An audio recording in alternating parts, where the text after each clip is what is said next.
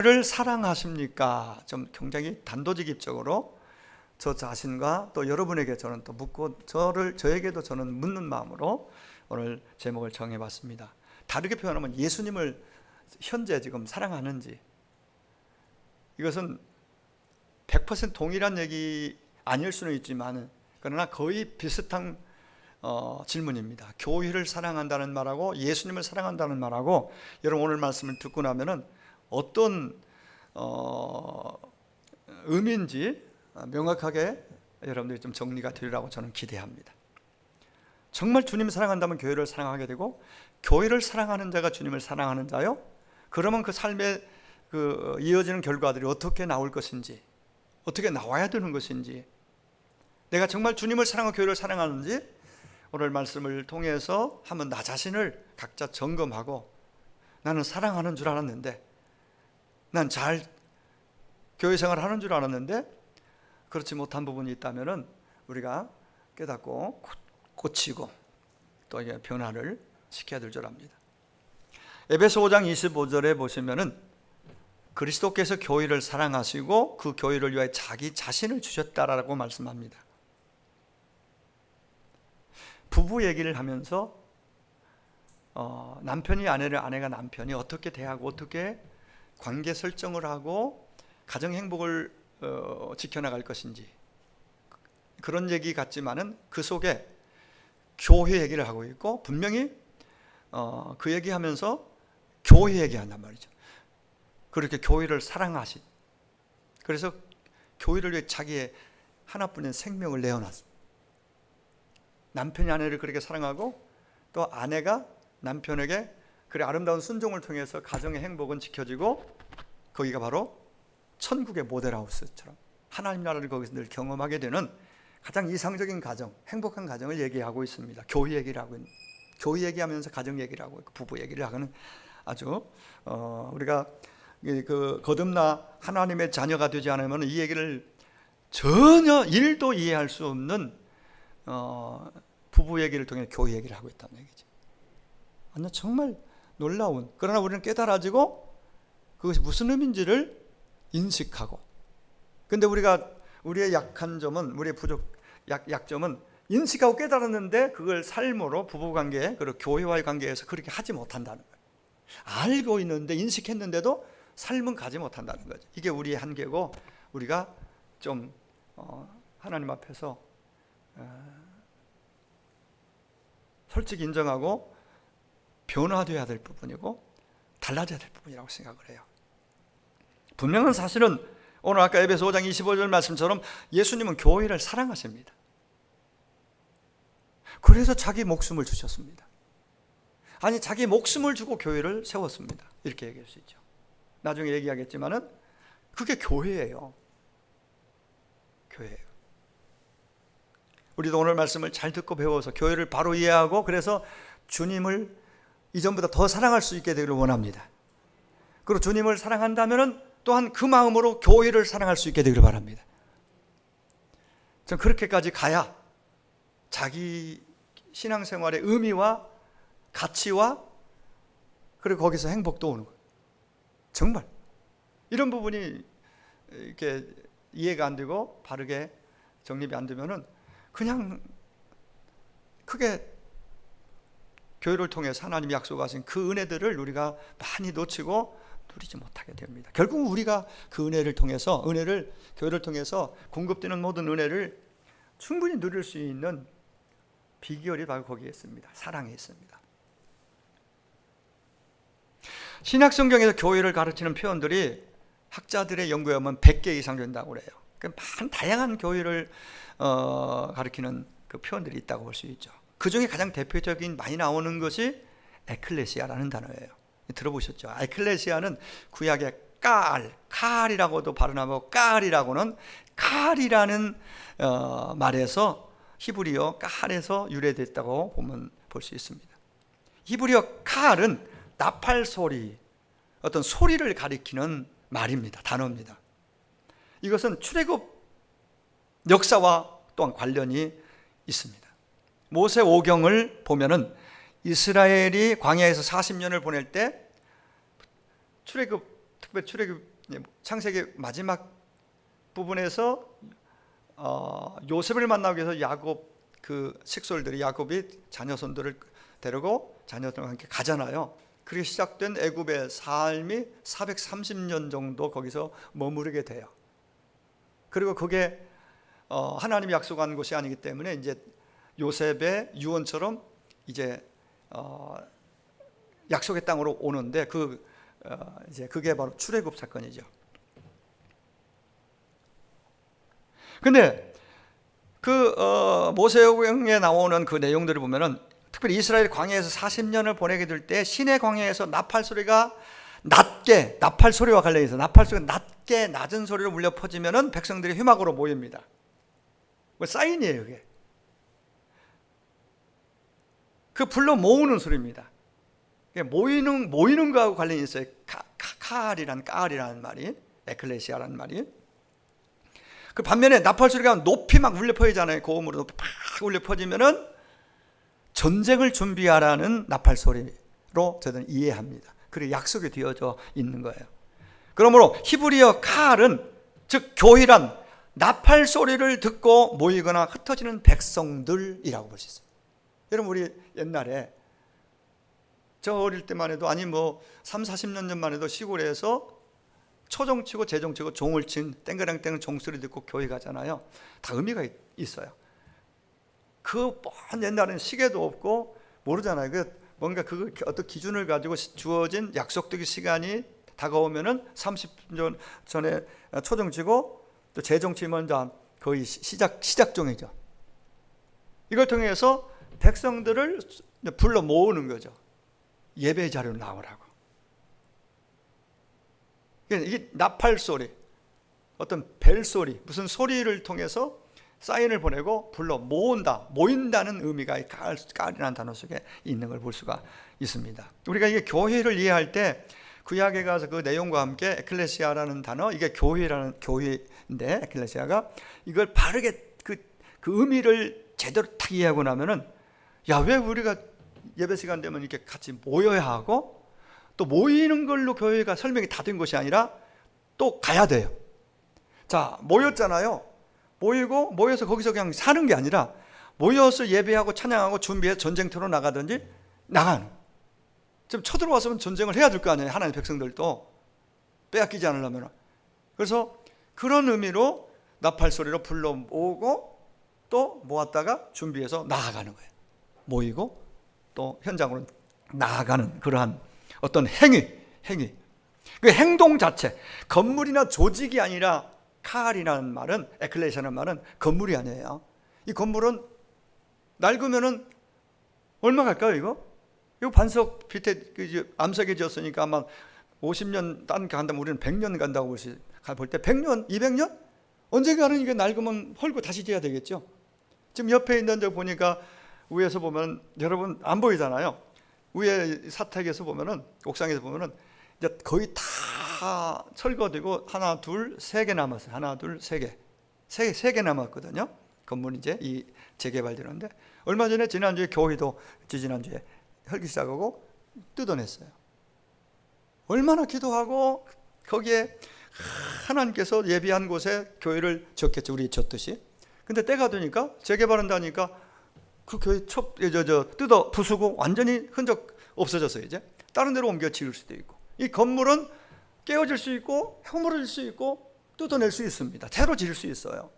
그 건물이 아니에요. 조직이 아니에요. 조직도 더 많이 생길 수 있고 축소할 수 있어요.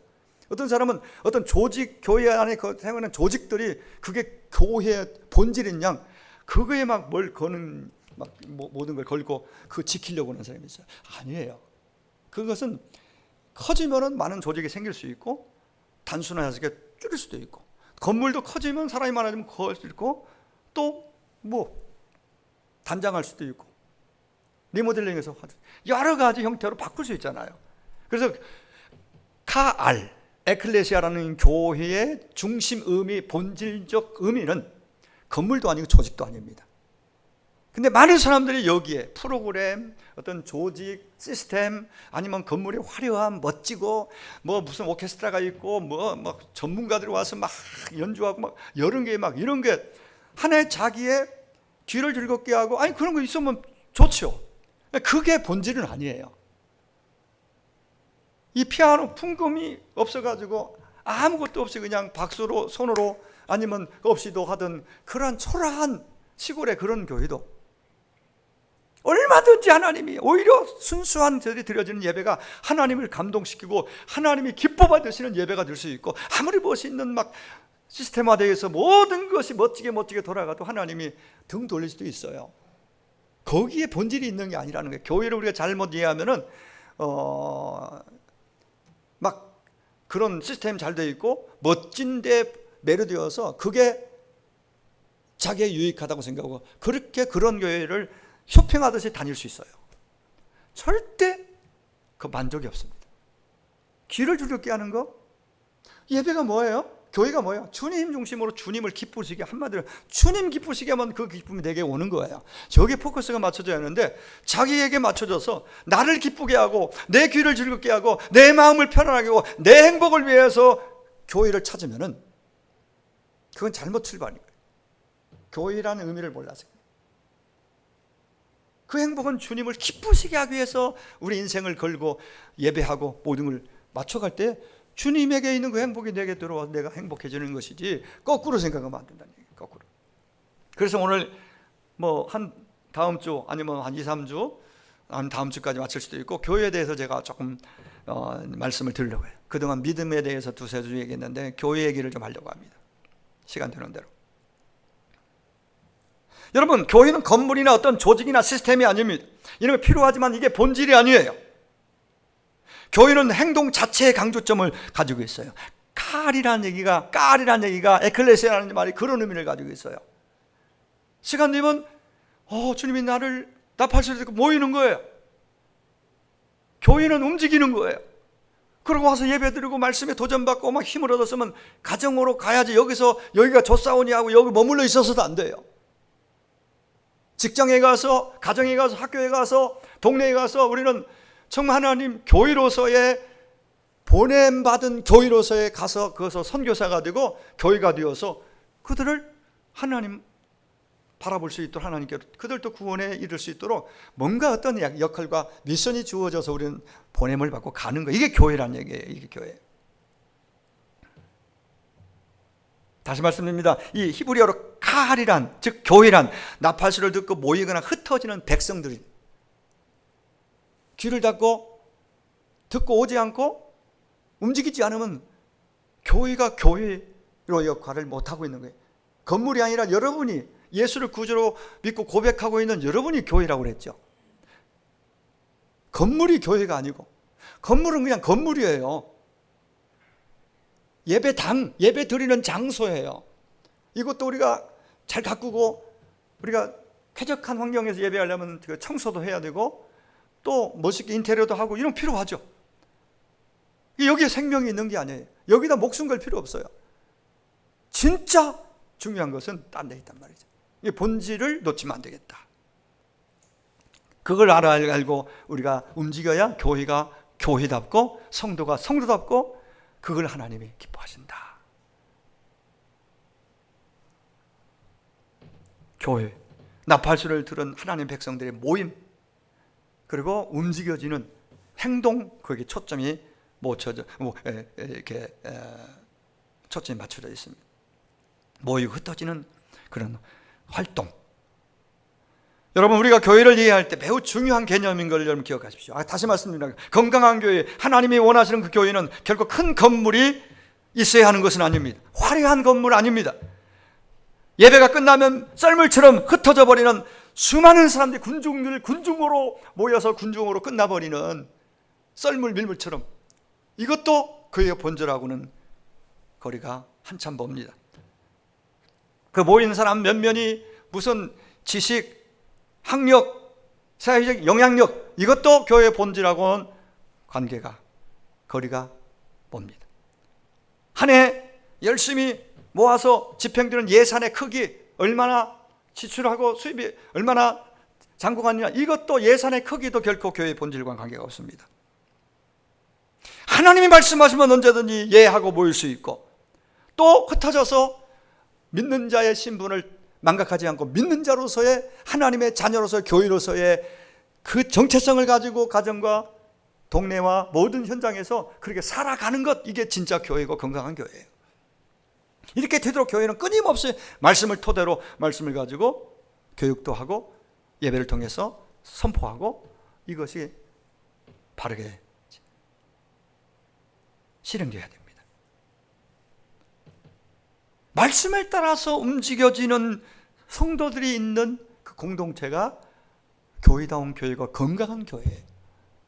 말씀은 있는데 내 삶은 따로 내 식대로 가면은 그것은 건강한 교회라고 말하지 않습니다. 여러분,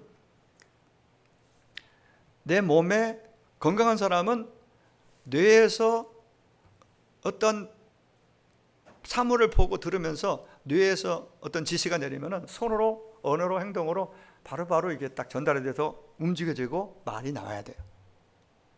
근데 여기서는 인식하고 뭔 얘기를 했는데 손이 움직여지지 않는다. 손이 문제가 있는 거죠. 건강 문제. 위가 음식이 들어가는데 이걸 잘 위액을 발산시켜서 나와서 이게 해줘야 또 이렇게 영양이 골고루 온몸에 전달이 돼야 건강을 유지하는데 그게 반응이 없다. 몸의 건강은 심각한 문제가 오는 거죠. 어느 한 부분이든. 건강한 교회는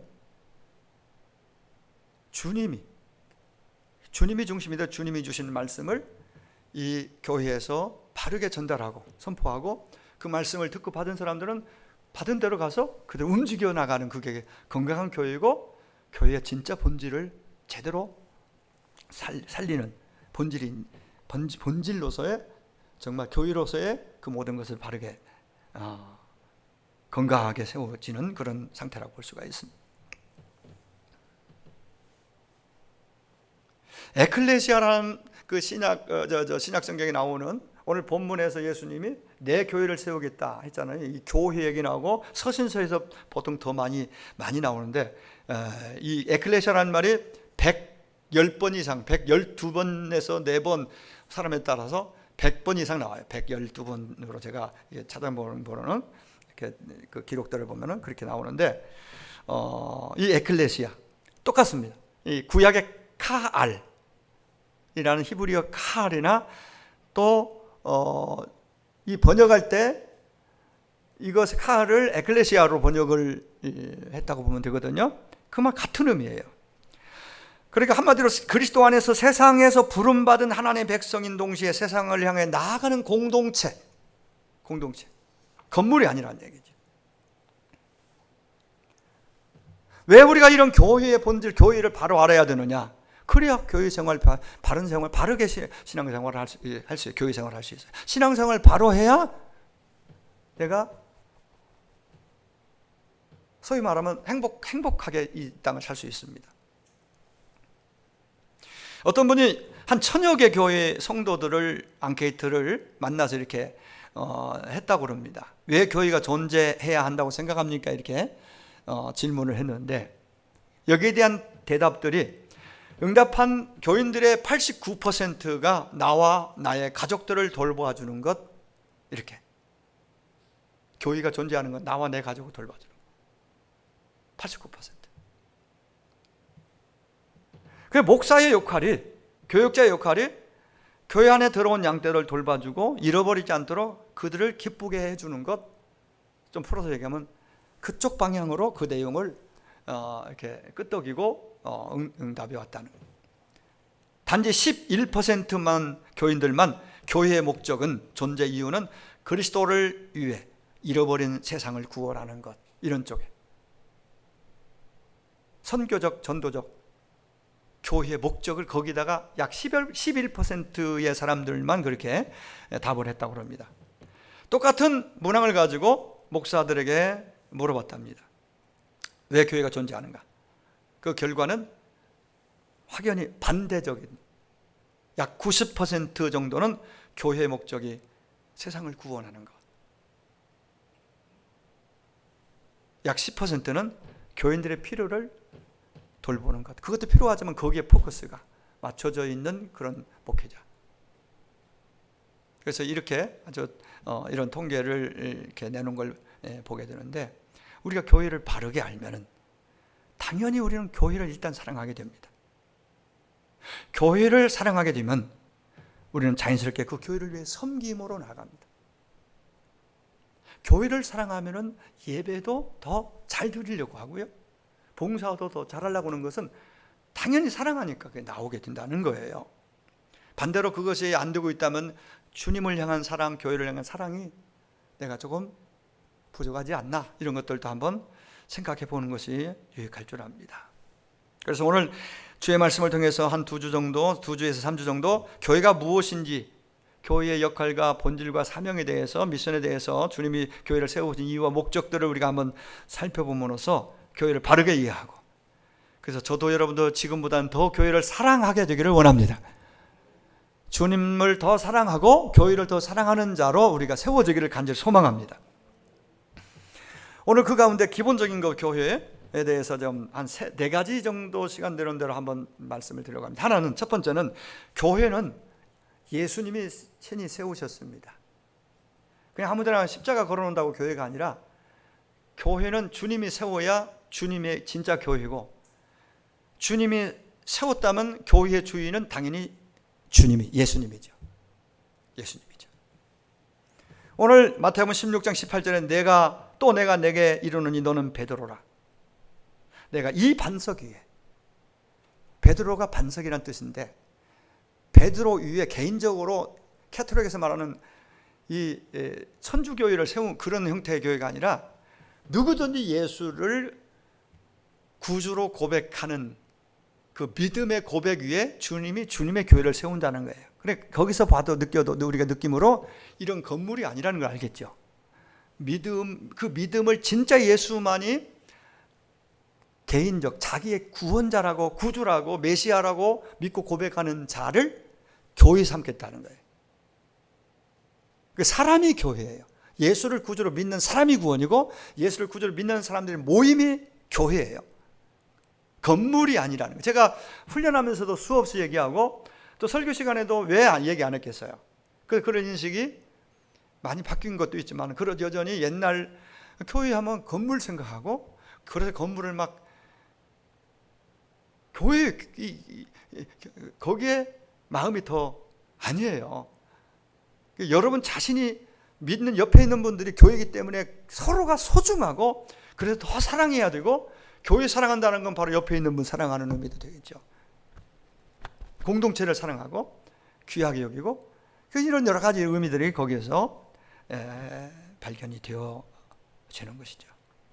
분명히 내가 내 교회를 세우리니, 예수님이 하신 말씀이에요. 내가 내 교회 세우겠다.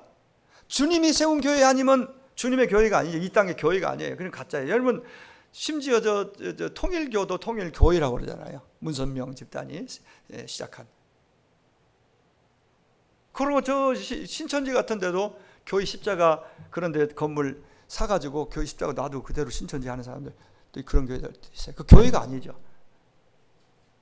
여호와 증인, 몰몬교, 제가 이런 공식적으로 다 알려진 거니까 방송 나가도 전혀 문제가 없어요. 이 알려진 이단이고 다 드러난 이단들이니까. 근데 비슷한데, 근데 만약에 얘기하면은 그들이 또 뭐 문제 삼을 수 있겠죠. 그러면 이단인 것이 교단적으로, 총의적으로 여러 교단에서 합법적으로 충분히 해서 분석해서 그들이 지향하는 거, 그들이 전하는 메시지, 그 안에서 이루어지는 것들 다 분석해서 이건 비성경적이고 성경에 벗어났기 때문에 이단으로 공식적으로 선포된 그런 이단들은 공식적으로 얘기해도 상관없어요. 얼마나 많은 이단들이 있는지 몰라요. 여러분, 예수님이 이 땅 가운데 오셔서 친히 세우신 기관은 오직 하나, 교회입니다. 예수님은 교회를 가리켜 내 교회라고 분명히, 내 교회를 내가 세우겠다고 말씀하셨습니다. 교회를 처음에 시작했다고 해서 목사가 시작했던 목사교회 아닙니다. 화창교회가 김춘호 목사가 88년도에 뭐 여러 가지 뭐 사연, 많은 과정이 있었지만은 기도하고 또 시작해서 김춘호 목사 교회가 아니고, 또 장로님들이 10명, 100명 있다고 장로님들 교회도 아니고, 돈 많이 내서 건축했다고 근데 그 사람의 교회도 아니에요. 정확하게 말하면 진짜 교회는 주님이 세워야 주님의 교회고, 진짜 교회고, 참 교회고, 그러니까 주님의 교회고, 주님이 주인이란 말이에요. 주인은 오직 주님 한 분이에요. 그분의 외에 언제나 우리는 영광을 돌려야 돼요. 그 누구도 내가 시작했고 내가 이만큼 했고 내가 했으니까 나에게 좀 관심 가져주고, 그런 얘기는 뭐 관심 가져달라고 얘기는 할 수 있겠지만 그게 자칫 지나치면은 이게 위험해요. 관심은 박수 뭐 보낼 수 있고 보낼 수도 있겠죠. 그러나 모든 박수와 영광을 하나님께 많이 하고도 드리도록 주님께로 방향을 가리켜야 정상인 거예요. 아니면은 자기에게 자꾸 이러다가 나중에 잘못된 데 빠져가지고 그 이단 나오는 거예요. 교만해져가지고. 이게 아니에요.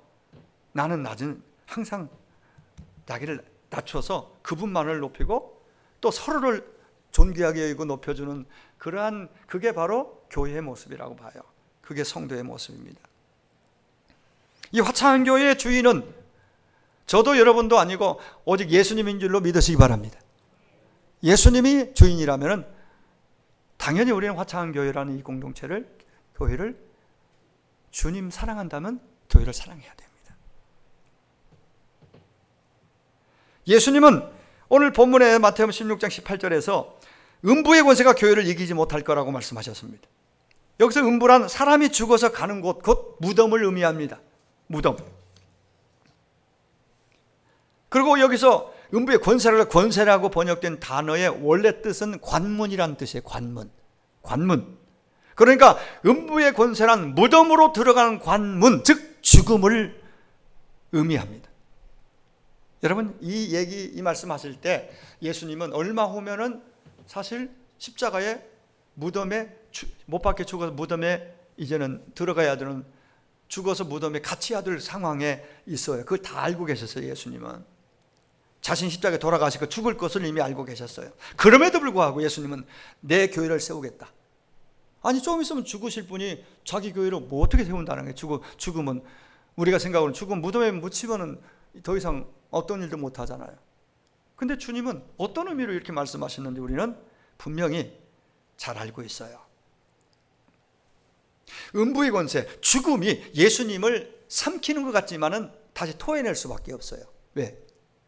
생명이 죽음보다 강하고 예수님이 결국은 죽음을 명할 수 있는, 무덤을 명하여 무덤이 열리고 거기서 나사로를 나오게 했듯이, 죽은 자를 살렸듯이 예수님 당신이 누굽니까?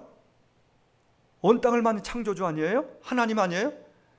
그분이 우리의 구원 때문에 오셔서 십자가에 죽으시지만 그분은 무덤에 죽여서 갖다 묻어놔도 다시 당연히 살아나게 정상이고 살아나고, 그러니까 자기는 그렇게 다시 부활할 것을 너무너무 확실히 알고 있었기 때문에 그거 상관없어요. 죽음, 잠시 죽음이, 온 인류를 구원하기 위한 자기의 죽음이 힘들고 아프지만 당장은, 그러나 우리의 구원을 위해서 기꺼이 가겠다는 거예요.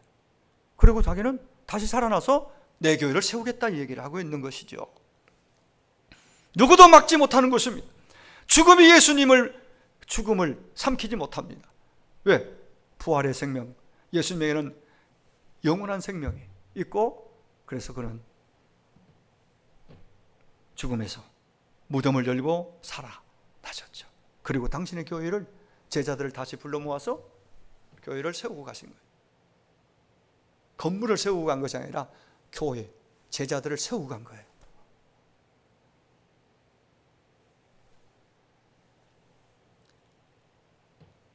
다시 말씀드립니다. 건물은 아무리 금으로 단장한 아름다운 그러한 그 예배당을, 건물, 교회를 쳐놔도 그 뭐 때가 100년, 1000년 가면은 무너지고, 또 지진이 오면 무너질 수도 있고, 뭐 허물고 딸개칠 수도 있다는 얘기죠. 교회는 건물을 말하는 것이 아닙니다.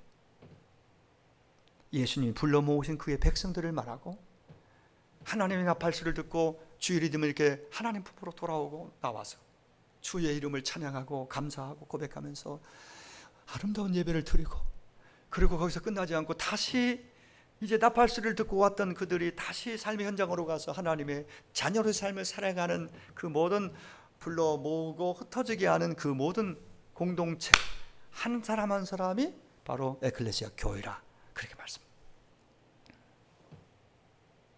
그래서 이 교회를 공략해서 교회를 문 닫게 하고 교회를 완전히 깨트리면은 하나님, 예수 믿는 사람이 다 없어질 줄 알고 공상주의가 등장해서 그 일을 했잖아요. 악한 일을.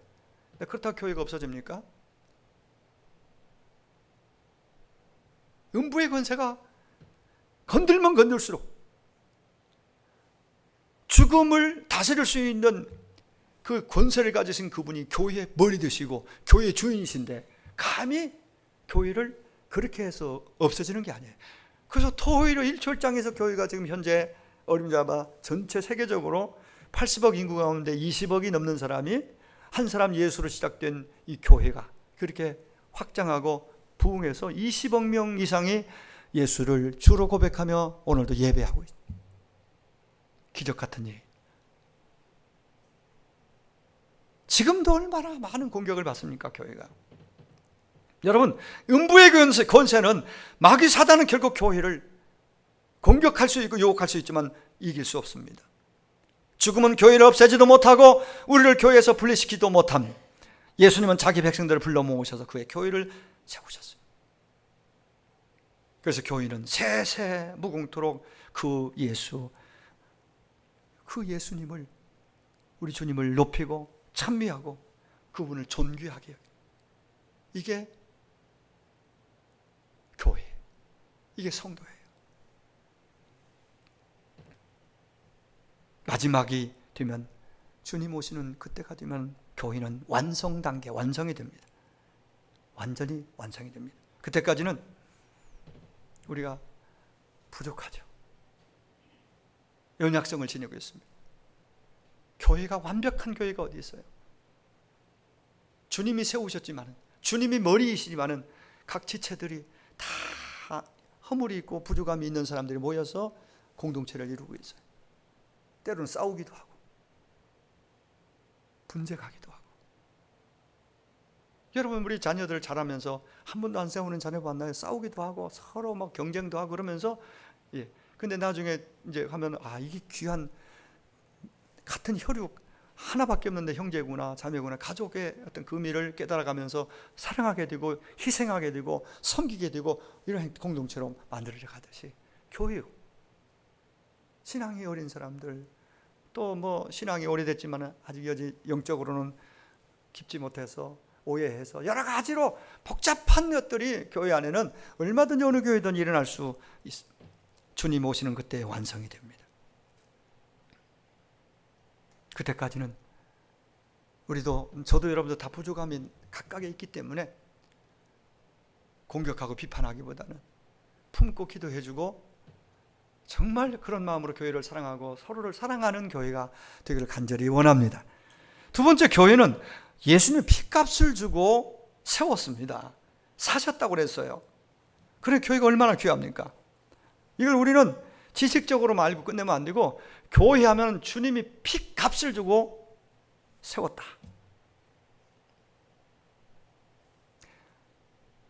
죄를 짓고 하나님 품을 떠난 에덴에 쫓겨난 아담과 그 후손들 모든 인류를 위해서 예수님, 하나님께서 이 녀석들 안 되겠네 끝내버리고 다시 시작할 수도 있지만은 심판해버리고 있는 상태에서 그들을 구원할 길을 찾고, 그러기 위해서 천상에서 성부, 성자, 성령이 회의를 한 결과 아버지의 뜻은 명확합니다. 저들을 누가 가서 구원할까?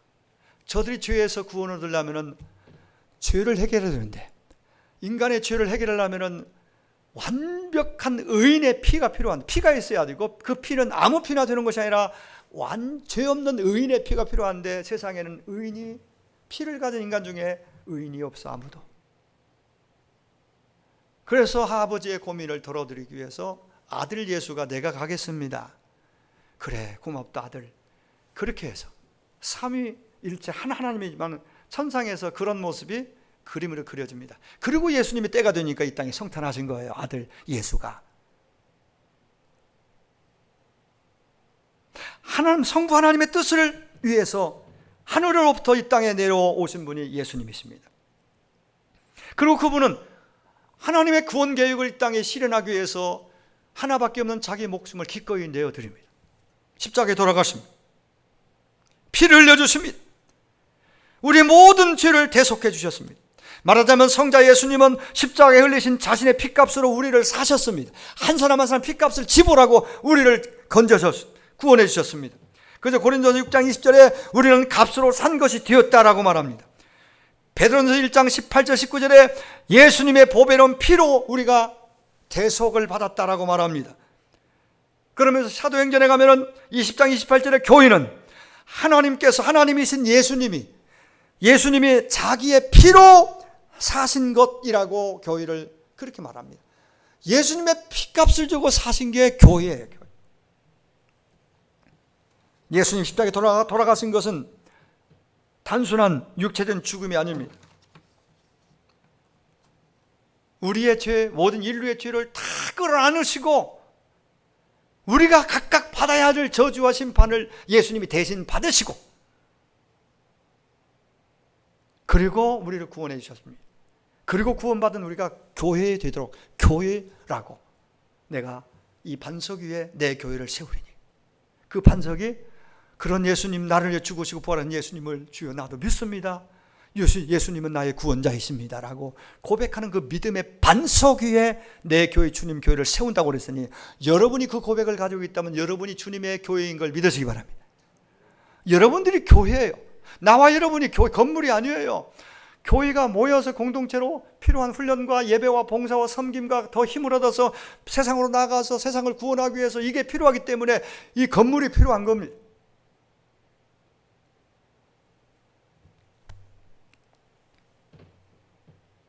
자, 그렇다면 예수님의 피로 구원받고 하나님의 자녀가 된 우리에게 있어서 주님은 세상 그 무엇보다도 금은 보화보다도 명예보다도 세상 사람 그러는 인기보다 권력보다 더 귀한 것이 예수님이어야 되지 않겠는가?